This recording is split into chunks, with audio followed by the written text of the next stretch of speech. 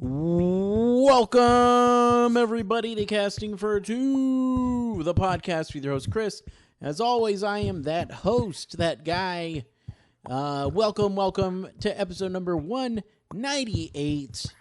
Two away from not only episode 200, but also 4 years of the podcast.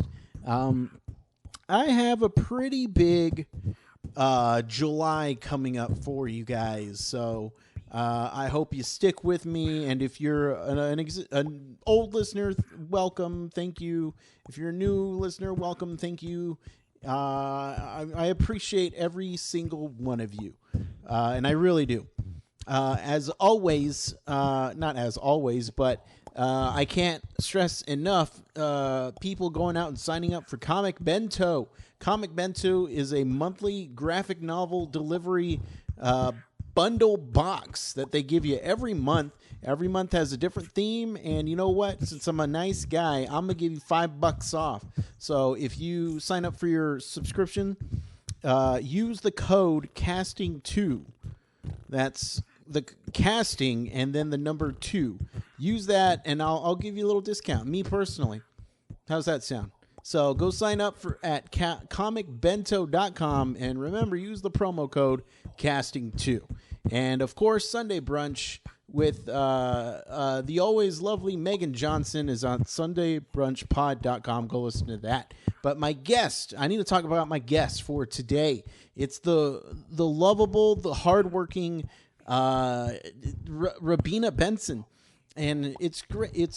She is exterior design who does brings in a lot of furniture. She has her own showroom in LA called Niche Beverly, and it's nice. I look at the website. It's, oh my gosh, it's super nice.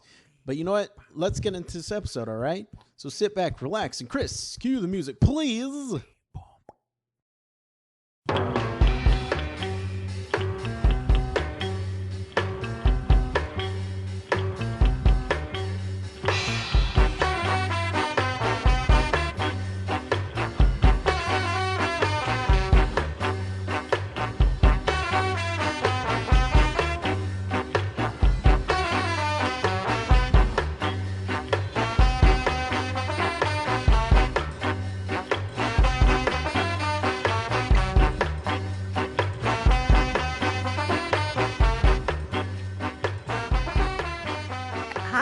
It's Robina. How are you? Hi, Robina. I'm doing well. And yourself? Very well. Thank you so much for asking. It's so exciting to speak to you. I'm very excited to chat with you, too, just because I have lots of people on the show in various careers and stuff like that. Mm-hmm. I've always been a huge fan of interior design, exterior design, Thank you. Part of me wishes that going through high school, I took woods and construction, and part of me wishes I continued that and made houses.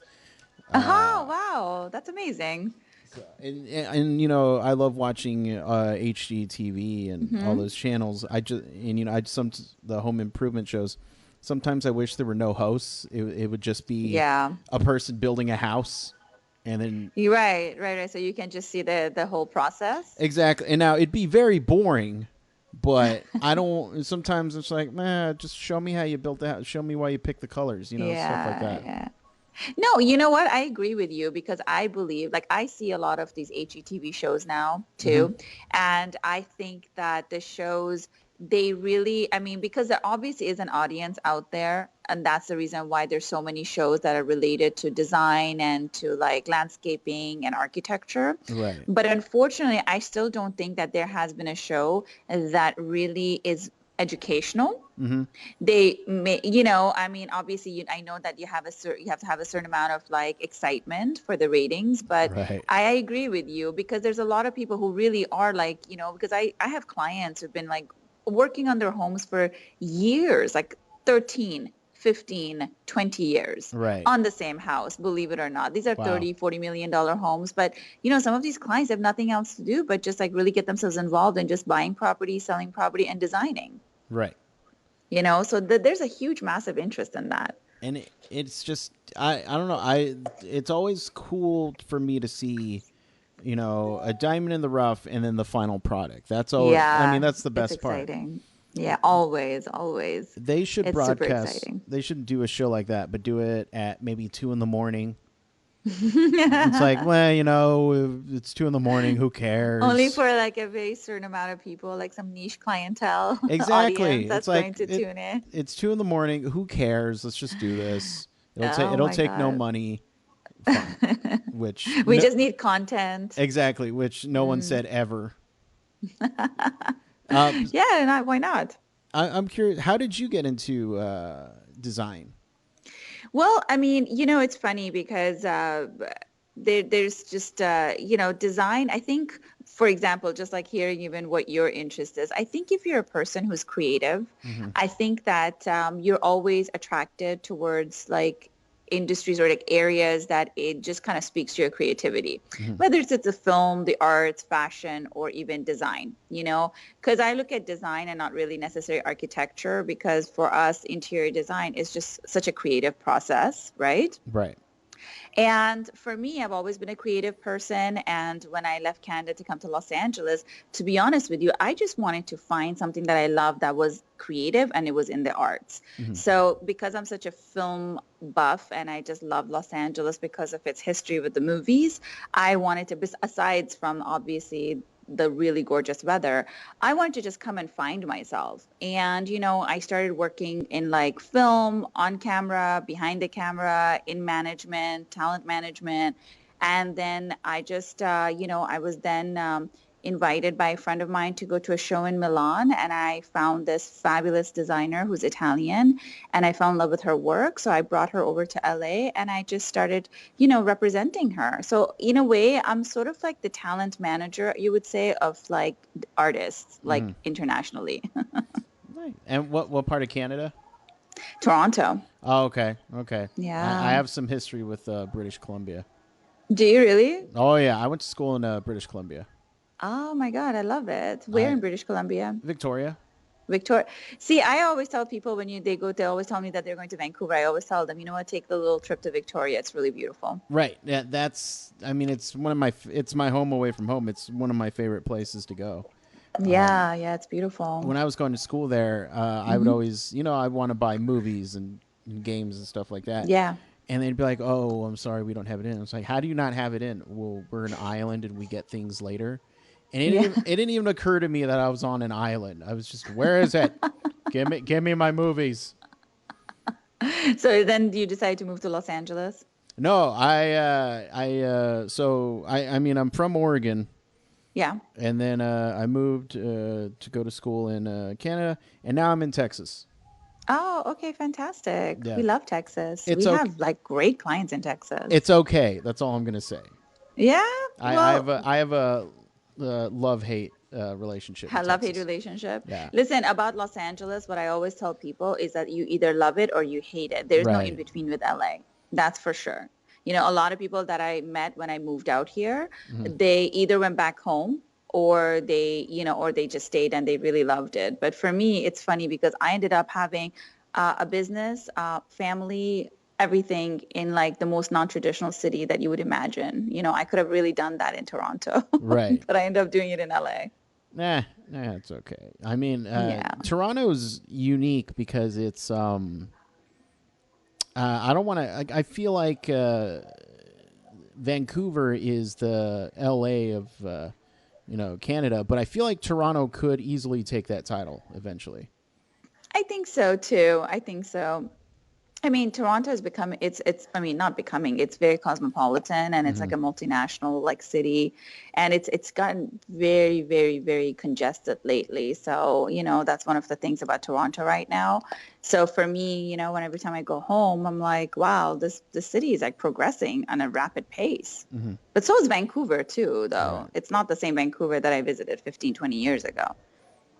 Yeah, no, definitely, and No. all the because I have friends that work in Mm, Vancouver, and just the amount of work that there is great, but hmm it is just it's a totally different city for sure. Yeah, for sure, for sure. So, yeah, but you know what? Hopefully, you can come down to Los Angeles and set up shop here. I'd love to. It's anywhere I can be when I say love hate relationship with Texas, I kind of exclude Austin because Austin's Mm-hmm. not a very Texas place, Yeah. even though it is considered the capital. Yeah. But it's a very creative city, and that's kind of what I like. I like being in an atmosphere with creative people. Well, it is, I will say that we have enough clients that there is actually a showroom like mine that has been set up in Austin as well, because we actually have a lot of clients from that side Mm-hmm. too. People with like multiple homes and of course, love for kind of like this whole modernist like design work that we do. Yeah. And is there when you do design and Hmm. you have to furnish the homes? Is there? Well, I'll ask this question later. I'm just wondering, when you enter a home, are you just very, let's say it's your friend's home, you're happy to see them. Are you critical of the way they have their home set up? So, you know what? I think that it just like, when you are in a particular industry, I think you just automatically, because you live, you breathe it, on a day-to-day basis, I think that just becomes like second nature to you. I'm Mm-hmm. not critical. I think I just have an eye and I always, kind of have suggestions to, like if I see, and then obviously like, I would never put my foot in my mouth, but Right. if there are certain areas that I think that if I make a suggestion to make it maybe more uh, beautiful or just a little bit more magical, then yeah, I usually do. Depends on the person, I kind of do give my advice because it's just part of me now, Right.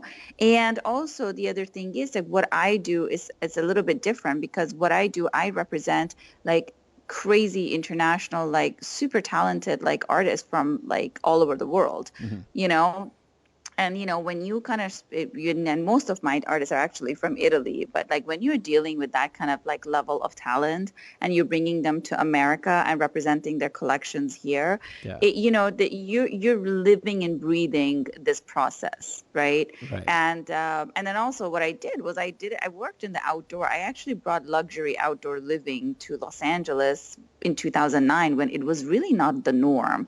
People have, of course, mega mansions here, but like they would spend so much money in their interior, but then you're paying 20, $30 million for the view. And then you'd look outside and like the furniture was just really not up to par in what they Right. were, what they had designed for the interior. So for me, it's like bringing luxury outdoor living to Los Angeles in the midst of a recession, mind you, in 2009. Right. I knew that I had the client. It wasn't for everybody, but, it really was taken to, and, I literally grew my company just doing that, just bringing the best that there is for outdoor living. And when you look some of my furniture here, it looks like it's an interior sofa. You can't even tell the difference. And Mm-hmm. the price points are huge. They're high, very high.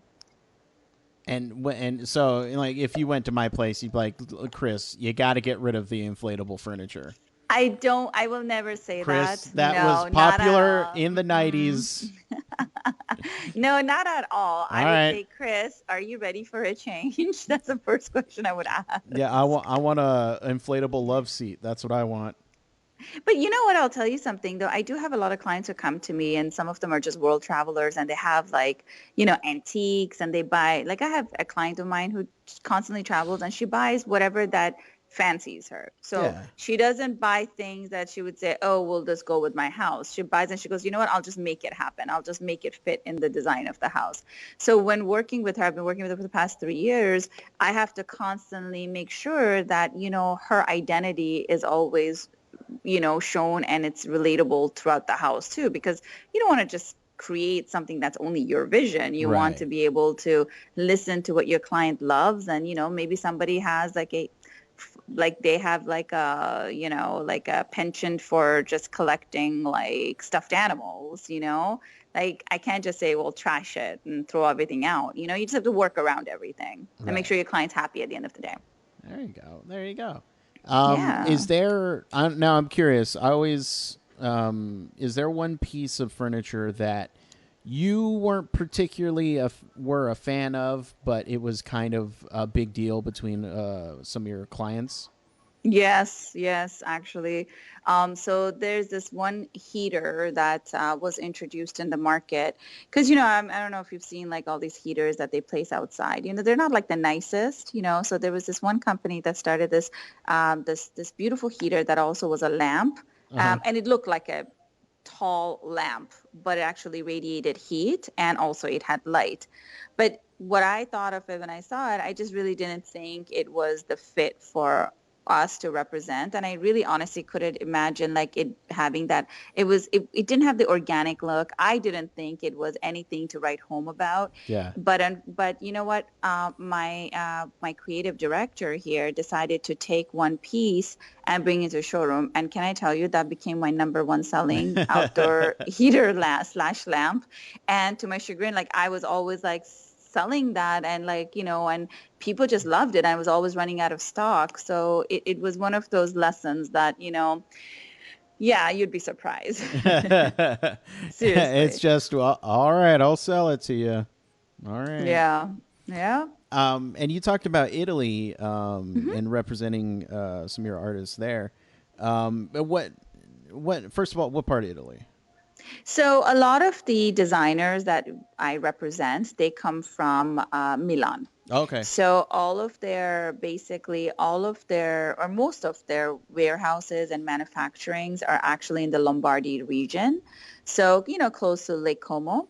And so, we go every April to Milan for one of the biggest, basically, design weeks internationally, all around the world. Hmm. It is, let's call it the ultimate fashion week in design. So all these European countries, mainly Italians, they basically have, all their booths set up and they basically show their collection for the season.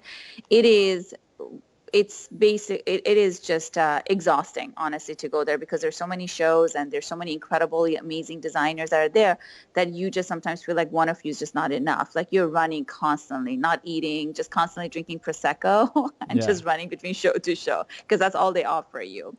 But yeah, so Milan is the city that all these designers come from. Okay. Okay. And what now? I'm curious because, like I said, I've never talked to a Hmm. designer. What is Sure. kind of the environment that you're in? Is it male driven, female driven? What is Uh, that kind of environment like? so I just want to, so I am in the design world definitely. And, but I think that I'm in like another part of the design world, which is more business oriented. Okay. So I have, so my showroom, we represent, some of the top like designers, like Italian, Spanish designers here, like their lines, their collections. And, just dealing, and it's a very competitive. Hmm. It is yes, extremely male dominated industry. And, and because, you're dealing with high value clientele, high price furniture and design. So, the stakes are very high. So I would say that, yes, it's quite competitive. It's male dominated. So for me, for me to start my company in 2009 and to reach it at the level that I have reached now in a very few short years, Hmm. it takes, dedication, a focus, and resilience, to be honest with you. Yeah. Because, it can be, as I said, very competitive, and I have to make sure that I have my eye on the ball constantly. Gotcha, gotcha. And Yeah. it's I mean it's definitely, it sounds like from just chatting, it's just a labor of love, something you're very passionate about, Hmm. and that. And you have to be, I think, for you to be successful. It's just like anything in life, I mean, anything. I mean, first of all, I think in anything creative, there's a certain element there that can, either make you this huge superstar or, or you can burn out. And you have to be very careful with that. So like just always just being dedicated and being resilient is key in that factor. Yeah. And in your designing career, Hmm. what has been the worst piece of advice you've ever received? The worst piece of advice was are you crazy? You're going to open up your showroom in 2009 in the midst of a recession? Yeah. And like no one was encouraging of that fact. No one, no support whatsoever. That was the worst piece of advice I received. And thank God I didn't listen to it. There we go. I was hoping it would involve inflatable furniture. Oh, you know what? I think there's ways to work around that. Don't worry about it. I just spent $250 buying a swan for our pool that was designed by Rihanna. So okay. I have a thing for inflatable furniture. Don't worry about it. I spent the entire weekend on it, so it's okay. There we go. And for the people at home who would like to keep up with everything that you do, where can they do that? Well, definitely, I think Instagram is by far the most current, up to date. Like it has all our information on product, on just fun, just, tidbits and just, it's like more interactive. I would say Instagram, Niche Beverly Instagram, or Robina Benson's Instagram. There we go. And before I let you go, just one quick question.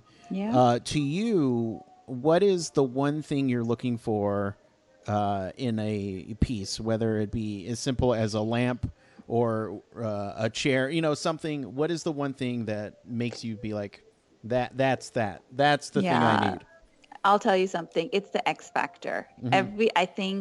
So this is the thing. When I was working in talent management, there was always, they always say that there's something called like the X factor, right? There's something like somebody would come in an audition and there was something about that person, whether it was their energy, their generosity during like their audition. There's always something that connected you to that person, or the way they could connect to the audience. Mm-hmm. I think it's the same thing with furniture. When I see a particular work of art or a piece of furniture that has been designed, there has to be a certain sense that I look at it and I say, okay, what's the X factor about this?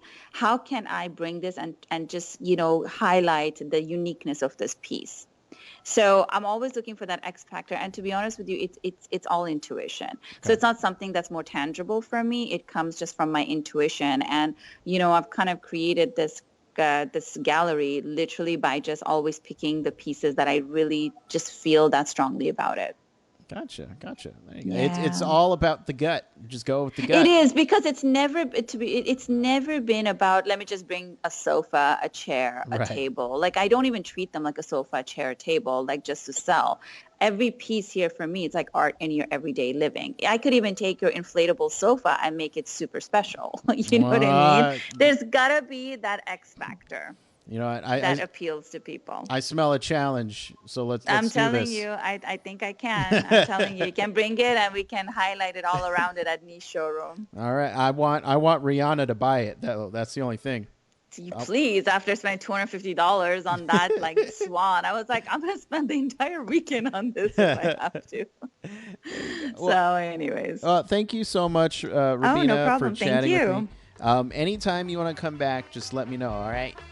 All right. Thank you so much, Chris. Thank you so much again. Okay. Have a great day. You too. Bye-bye. Okay. Bye-bye.